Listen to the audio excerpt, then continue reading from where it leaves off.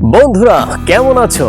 আজ আপনাদেরকে দেখাবো কিভাবে এই রাবার বন থেকে রাবার উৎপাদন করা হয়।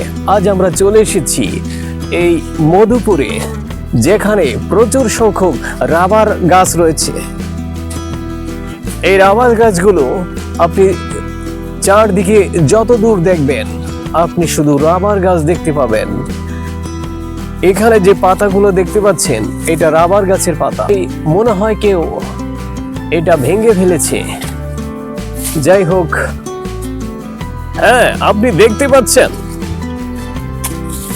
এখান থেকে আপনার এই খাঁজ কাটা গাছের যে অংশটা, এখান থেকে আপনার রাবার গুলো পড়েছে এবং আপনি দেখতে পাচ্ছেন এই রাবার গুলো এভাবে আপনার হারভেস্ট করা হয়।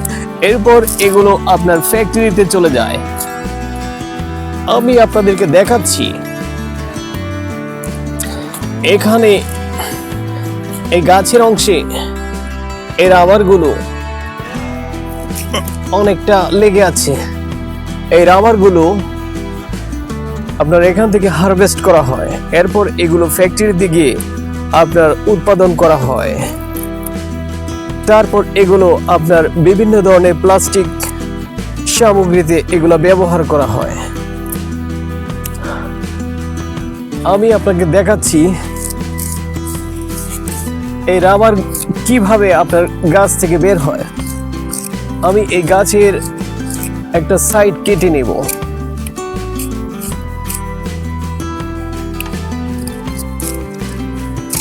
এটা অনেকটা শক্ত, তাই এখান থেকে বের হওয়ার সম্ভাবনা নেই। হ্যাঁ, আপনারা দেখতে পাচ্ছেন এই এখান থেকে সাদা দুধের মতো যে তরলটা বের হচ্ছে এটাই আপনার রাবার।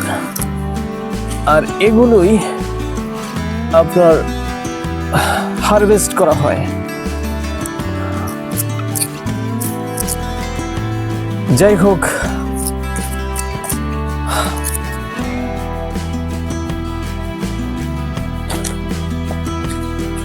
হ্যাঁ আপনি চলে আসুন।